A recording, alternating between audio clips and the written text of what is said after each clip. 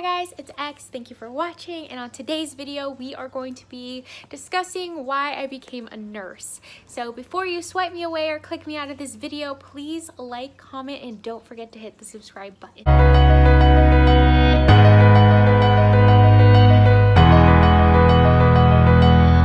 So the most question that you're ever going to be asked in any interview from any patient or anybody that finds out you're a nurse is probably going to be, why did you become a nurse? And the most generic answer is either going to be, I want to help people or I want to give back. And those are true. I do want to help people and I do want to give back, but I'm going to explain why and how I got to here. So I was born to young parents, and we are from the projects of Boyle Heights in East Los Angeles, California. My parents did not want me to grow up in a gang-infested neighborhood, so we moved back and forth many times. I went to 5 different elementary schools before my parents finally got me out of the projects and we moved to the valley. But I was 9 years old when we finally stopped moving back to Boyle Heights, and even though it was very dangerous, even though there was a lot of traumatic things that I saw and experienced at such a young age just living in that neighborhood, it still always feels like home. But there are many reasons why I wanted to become a nurse, and one of them is because of the neighborhood that I grew up in. So I remember going to sleep, listening to sirens, listening to helicopters, hearing gunshots at times. And I remember waking up and like going outside and playing the next day, and there was these huge craters in the buildings. I'm going to insert a photo here of what our buildings look like in the projects before they got knocked down. And I just remember it being scary, like sometimes. Like we had a lot of fun. My whole family lived in the projects. Every single person that I can remember growing up, we all lived in the vicinity. But I remember hearing the gunshots. I remember seeing my friend's house on the news, who was literally across the street because there was a drive-by shooting.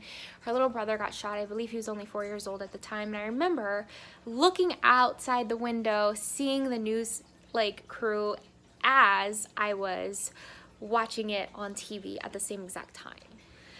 I remember also going out one day and seeing 4 dead bodies lined up just one by one, covered by either a white sheet or white body bag. I don't remember because I was so young, but I do remember seeing the bodies laid out and seeing all the cop cars and all the people. But the one incident that happened to me that I can recall was the first time that I ever knew that I was going to be different, that I wanted to help people, was when I was 8 years old. I was playing in the playground on the swings, and if editing goes well, you should be able to see it.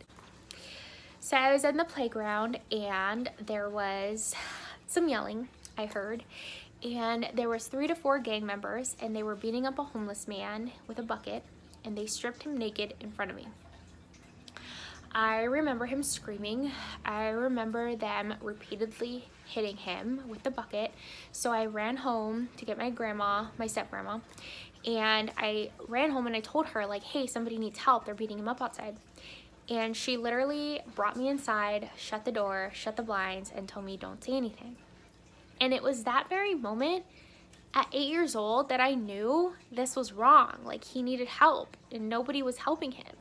I remember him screaming and yelling, mom, help me. And he was naked. They didn't care that I was there. They didn't care that I was watching. They just kept hitting him and stripping him naked. And I remember him and seeing the clothes. I can to this day remember his face. I can to this day remember watching the seasons pour rain and sun over his clothes, and just seeing them slowly disintegrate in the little area that we lived in, and nobody came to help him. And it was in this very moment that I was I am absolutely not okay with this, And I'm going to strive to do anything I can, even at 8 years old, to know that this was wrong and I don't want to be like this. I don't want to live this type of lifestyle, or snitches get stitches and like you just don't help people because you're in fear that you're next. So growing up, I lived by America's busiest hospital, and I used to see it off the 5 freeway, and I remember the architecture, and it was just so gorgeous. And one of my family members had gotten shot, and they were told that they were never going to walk again. And I remember going into the hospital and seeing the beautiful architecture, the beautiful stained glass, and remember our family just being so worried about this family member and wondering like what is going to happen to this person. And miracles happen in this hospital. I worked there briefly, and my family member walks now with a limp, but they walk. And I just knew, like, I really wanted to be a cop. I'm not going to sit here and say, like, I knew all my whole life, like, I was going to be a nurse, because that is just not true. I wanted to be a police officer. I wanted to be a detective and, like, help out in that sense. However, when I was in LAPD Explorer, I will remember counting down hours to get out. Like, I just wanted to go home. Like, I was in high school and I just wanted to be with my friends. I wanted to go home, hang out with my boyfriend. Like, I just did not want to be at the police station all day. And when I was in clinical as a nursing student, like, I didn't do that. I didn't count hours. I wanted to be there. Like, I genuinely loved being in the hospital. And another reason why I was so motivated to be like a nurse was because my grandpa had was running across the street. I believe he was like in his late 80s at this point. He was running across the street. He fell, he broke his shoulder, and I don't know at the time, because I was so naive and like not didn't know much knowledge in the medical field, so I wasn't sure exactly what type of facility this was, but my grandpa was staying in like some type of either rehab or SNF or something, and my mom took me to go visit him, and he had a roommate. And I remember my grandpa telling me that he didn't like it there, that they told him he was gonna die there, and I don't know for sure if they actually said that to him, because my grandpa can exaggerate sometimes, but he said that they told him he was gonna die there, that he was never gonna leave. And so when PT would come work with him, he would not work with PT. However, at night he said that he would work out his legs and like work out his arms in the bed, and that it would annoy his roommates. And so when I was leaving, one of the roommates was sitting in a wheelchair right by the door, and my mom and I were walking out, and I waved at him and I said, "Bye, have a good day." And he seriously like looked side to side and was like, "Me?" And I was like, "Yeah, you, like, have a good day." And he was like, "Oh, thank you." And it just broke my heart that this man, it made it seem like I made his day by just saying hello to him, like just telling him like, "Bye, have a great day." Like, and I felt like the smallest thing, as a simple hello, made this man's day, and he wasn't even getting that at this facility.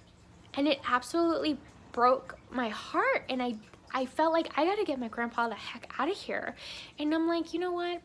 When I become a nurse, this is one thing that I am going to change. I am going to be the person that is always happy, that says hello to every patient.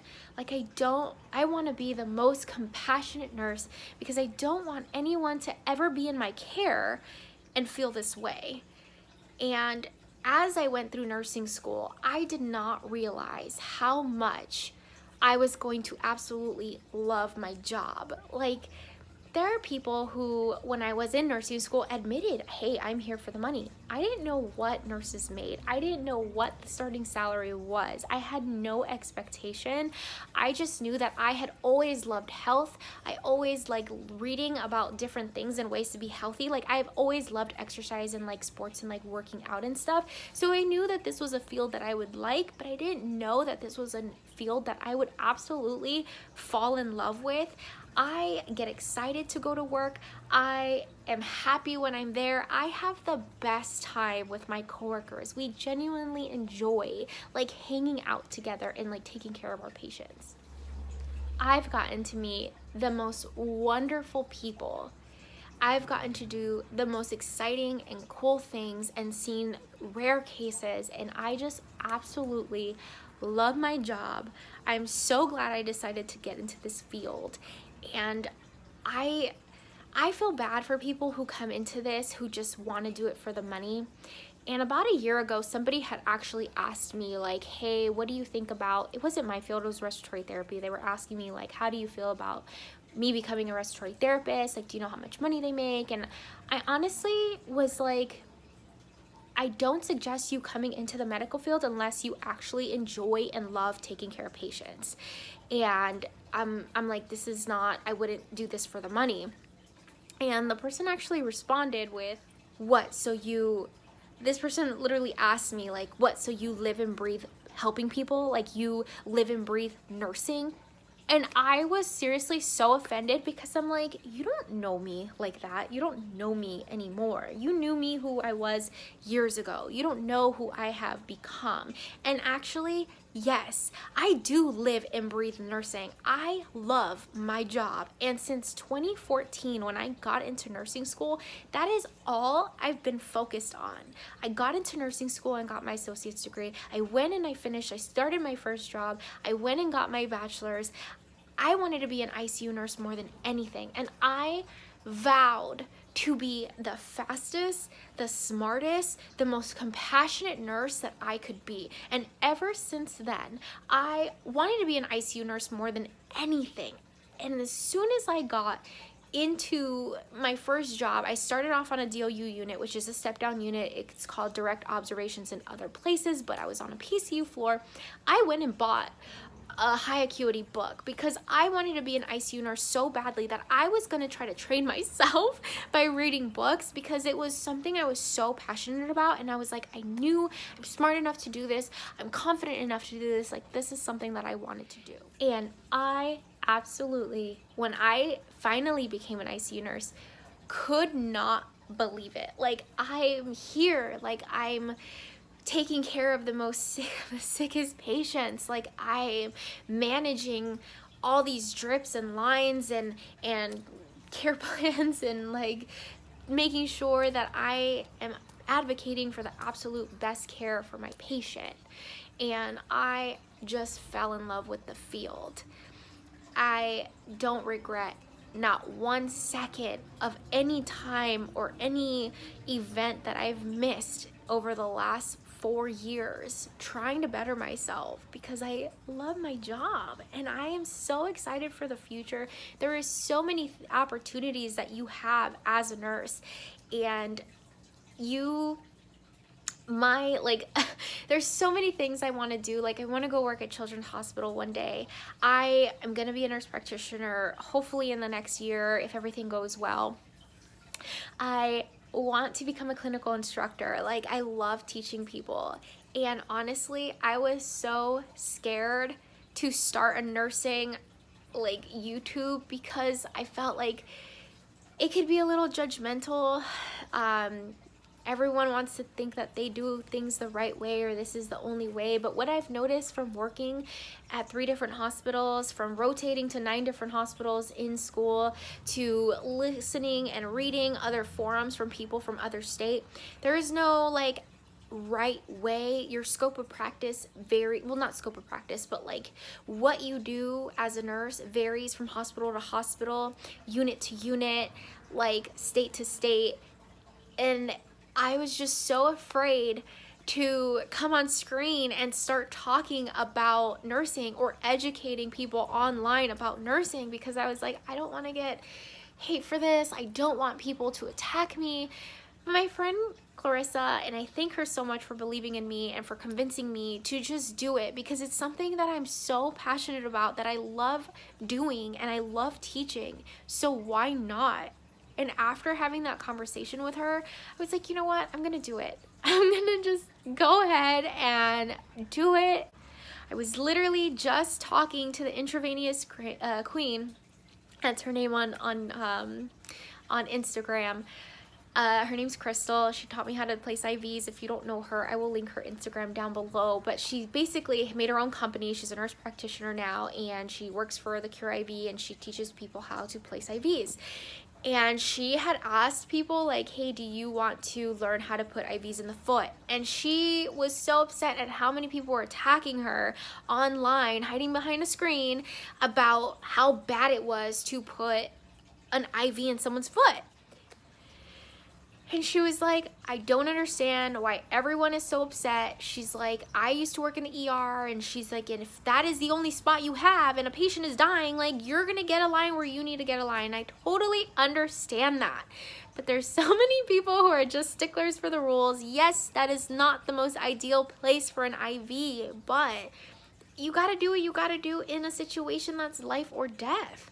So that's my story. I was afraid to start posting videos on YouTube about nursing. Obviously, anything that you watch on my channel is going to be my views, they're my experiences, they're my thoughts. They're nothing to reflect on the schools that I've been to, nothing to reflect on my job, like, or my career. These are my personal opinions and just things that I have witnessed, and these are the reasons why I became a nurse. And I love my job so much. I can talk about it for days because I just thoroughly enjoy going to work, meeting new people, meeting new patients, seeing where they come from, asking them like what they used to do for a living or how many kids they have, do they have pets. Like, I just love my job so much.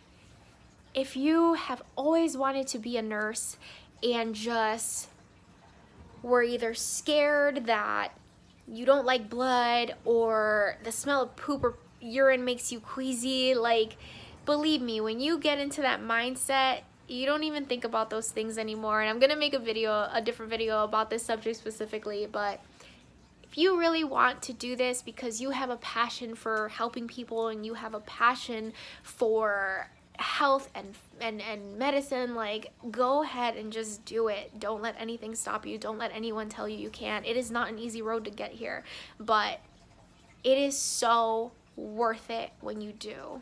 Thank you guys for watching. Bye.